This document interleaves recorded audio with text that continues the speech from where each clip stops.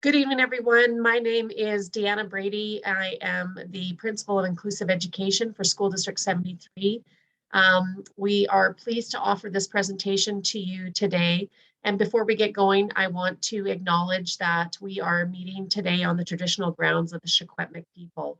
And it's just a real honor for Pam and I to be able to present this information to you tonight. Being able to support our students in a way that's meaningful, in a way that works for families, is really, really important to us. So we hope that you get a lot out of the presentation today. Please remember, it's just the beginning of the conversation for you as parents, and you will have the support of your school teams with any questions you may have at any point in time. So at this time, we'll begin our presentation and just give you a little bit of an outline of what we are going to be doing. So you might be wondering, why the move to competency-based IEPs? Well, there's several reasons, but I just want to point out a few for you tonight. The main reason, and what we really want to make clear for parents and for students, is that competency-based IEPs align beautifully with the new curriculum. In some ways, we have to stop calling it the new curriculum because it's been around for a while now, but it's a shift in the way that we think about learning. And so really the competency-based IEPs, what you will notice is that there is this real alignment to curriculum that is already being delivered in classrooms. So I think that is probably one of the most significant shifts. I think the other thing that I wanted to really talk about tonight is that the competency-based IEPs are really, another shift is really a more positive experience for your children, really celebrating and honoring their strengths, and not such a heavy focus on what they're not able to do yet. That is still a part of the process. We certainly do want kids to be able to work on areas that they're struggling with, but we need to celebrate the areas that they do well. And so you're going to notice a shift in that as well. And I think the other part that I really want to make clear tonight is that the competency-based IEP, this shift for supporting our learners who have IEPs, is really honoring the voices of families and your students that we're writing these IEPs for. Their voice matters, and what they think about their learning matters. And you know them best, so what you think about their learning matters too. And you'll notice that will be a really big part of this process. And I also think, finally, if I could just end on this note, oftentimes IEPs would be a really onerous process, meaning they could be pages and pages long with numerous goals and objectives that need to be covered.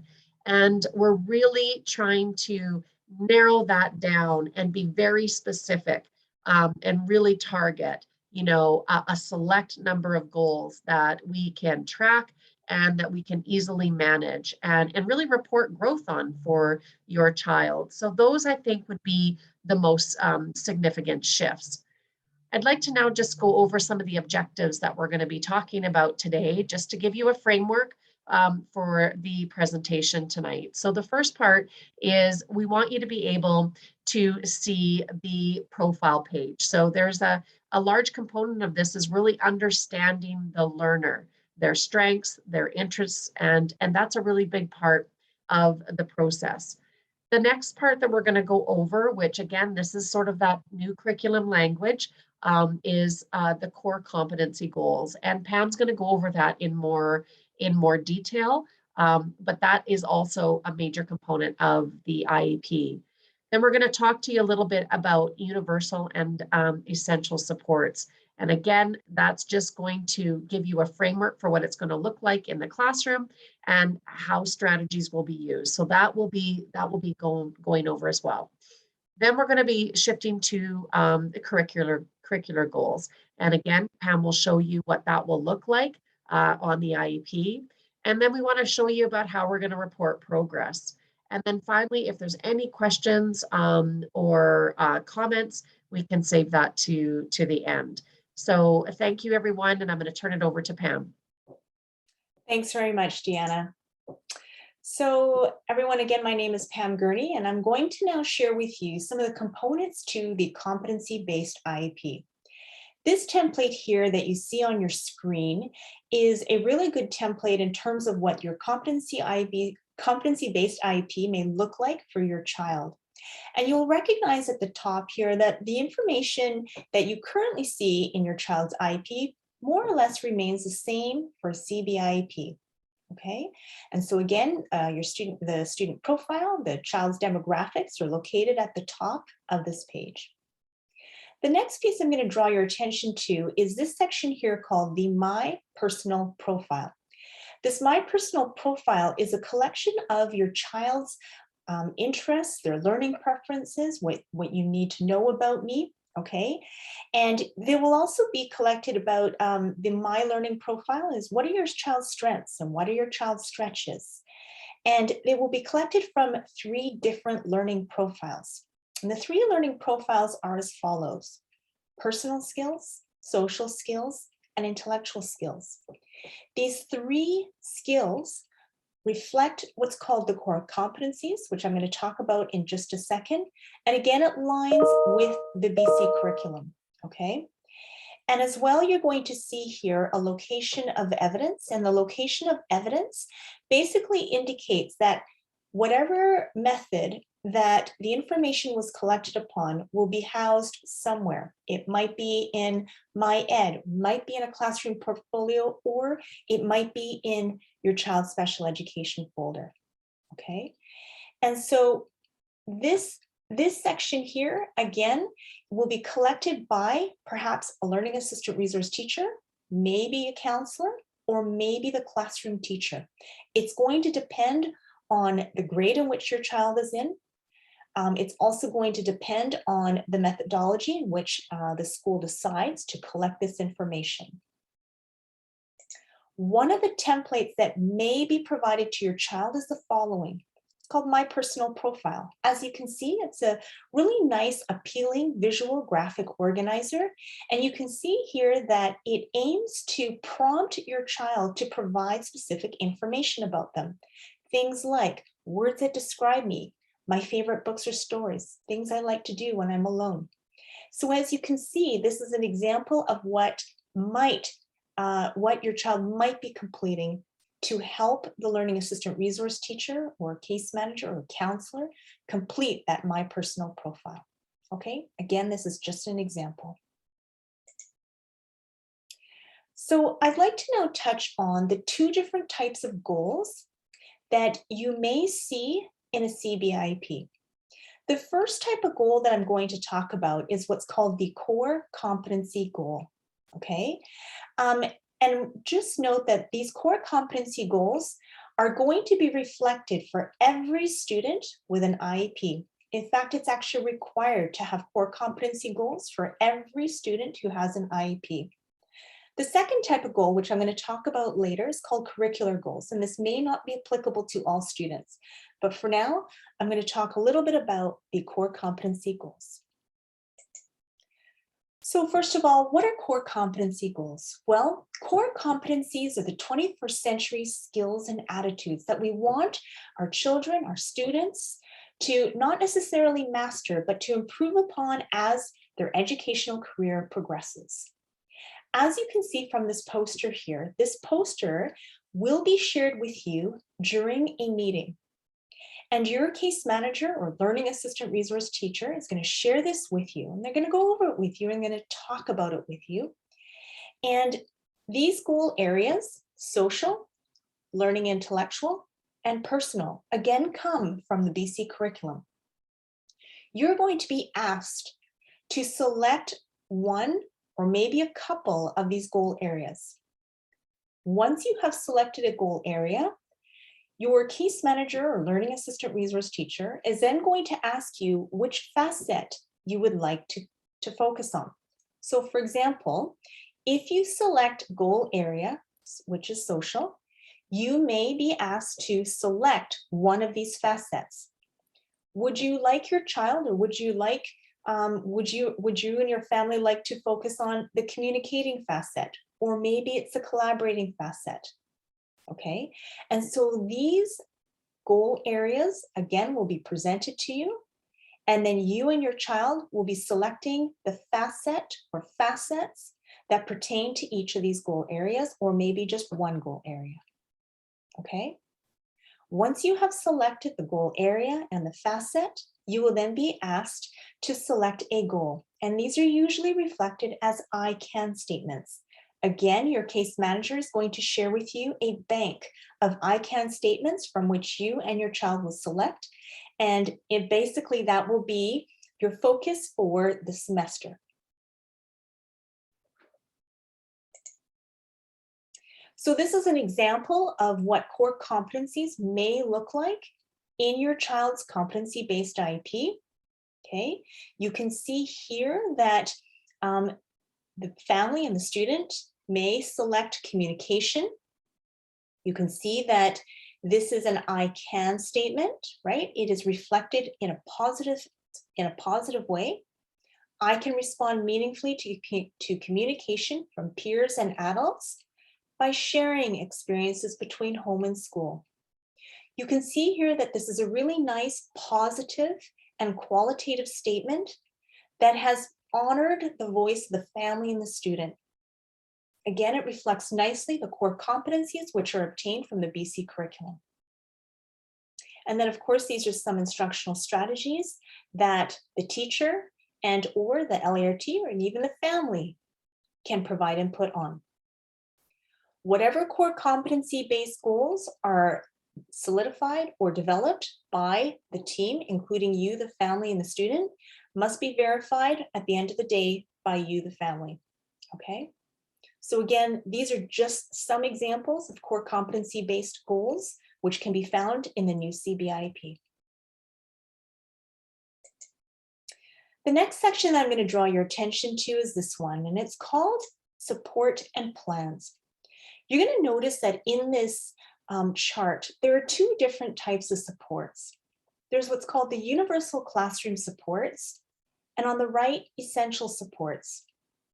Under universal classroom supports, the learning assistant resource teacher or case manager or counselor is going to identify supports that not only will support your child, but also can support the entire class.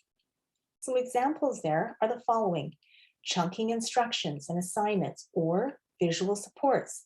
Yes, they can support your child, but they can also support the entire class. On the other hand, essential supports are more individualized supports that can meet your child's needs. So for example, if your child has a learning disability or a reading challenge, the learning assistant resource teacher or the case manager may identify an essential support, which might be the following: small group reading instruction 3 times a week. This essential supports, because it is addressing the needs of your child, may be quite substantive in nature. It might have a number of essential supports. Under this section here is called supplementary plans. These are plans that your child may have. Not all students have supplementary plans. Examples of these might be a personal care plan, a behavior intervention plan, a safety plan. Okay, those are just some examples.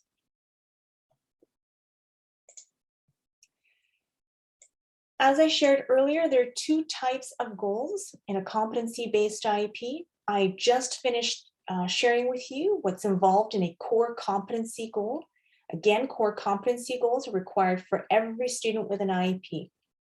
On the other hand, curricular goals are only for some students. These are for students who are not meeting grade level expectations, okay? And there are 2 types.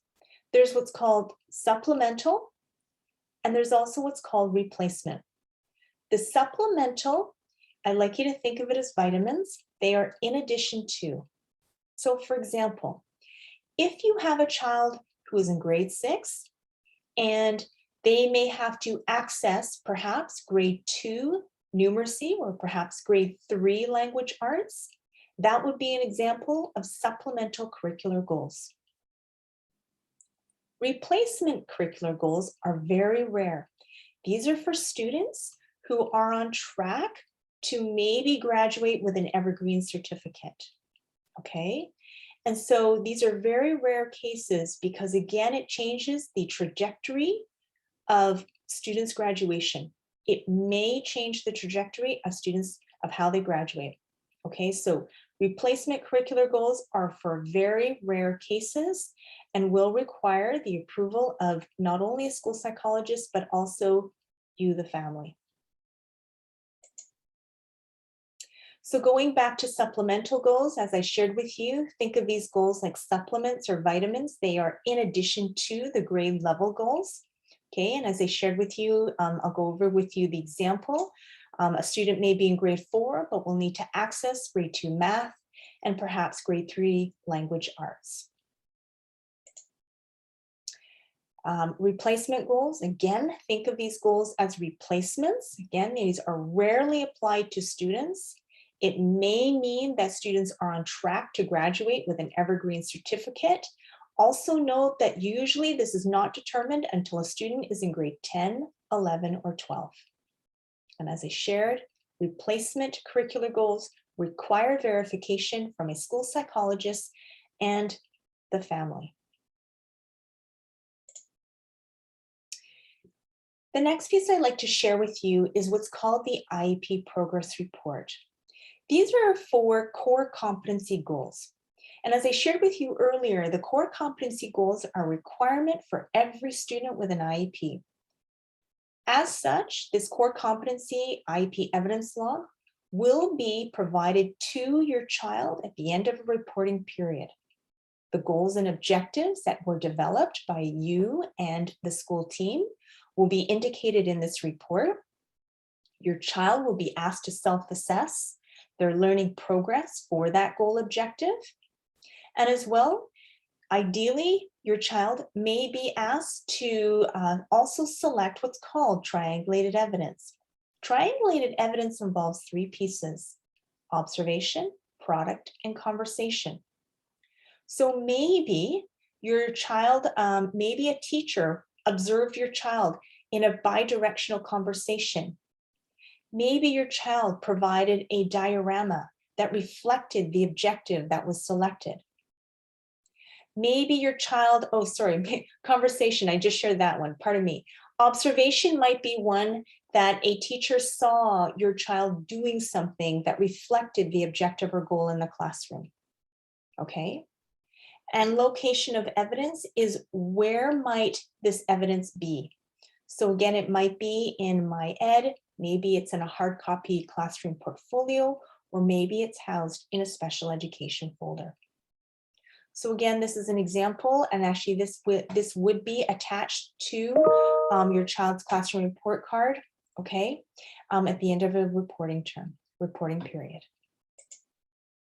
So before I turn it over to question and answer, I would like to introduce to you Sherry Hoffer. Sherry Hoffer is the Learning Assistant Resource Teacher at Juniper Ridge Elementary. I'm going to turn it over to Sherry because I think she can provide some valuable information regarding competency-based IEPs because she has been sharing this out at her elementary school. Hi, Sherry. Hi, thank you, Pam. Thank you so much for the invite. I'm just so excited about this next step in the IEP process. I'm just going to mirror a couple of things that both Pam and Deanna mentioned. Over the past year, I was kind of just trying out different parts of this new IEP. And some of the biggest, and I would say probably important kind of changes that I've noticed is definitely the parent and student kind of voice within these IEPs. I think in the past, the parents and students were a part of the process, but moving into these new CBIPs, they're really the drivers of it. And I mean, it makes sense because who knows best, the student themselves and of course the parents, and really should be the one guiding us in this kind of process. So I think that's really, really important. The other part Deanna had mentioned is just the alignment to the curriculum. In the past, I think IEPs maybe felt a little separate from maybe what was happening in the classroom or just the curriculum in general. And really now they're so aligned with the curriculum and just a part of the classroom that all students are working on goals. And just, I think, a big step in just really inclusive practices in general. And lastly, I would just say that the simplified part of like the document as well as the language, the new document is much more like student friendly, and I would argue probably teacher and parent friendly as well. So I think that's really important. I think the other part is I can appreciate probably a lot of information was shared tonight, but rest assured you all have a school-based team that's there to kind of support you through this process and kind of walk through kind of the different changes that are going to be happening over in June and then into September. So yeah, I'm really just excited about this this new direction and these new IEPs. Thank you, Sherry. So as you can see here, this is kind of the last slide. If you have any questions regarding competency-based IEPs, how you may be involved as a family, especially with the meaningful participation piece, you are more than welcome to contact Deanna Brady or myself. You can see we have the same phone number, and if you like, you can email us as well. Deanna, is there anything else you'd like to add? No, thanks everyone. And please, yes, feel free to reach out to Pam or I or your school team. Thanks everyone. Have a good night. Thank you.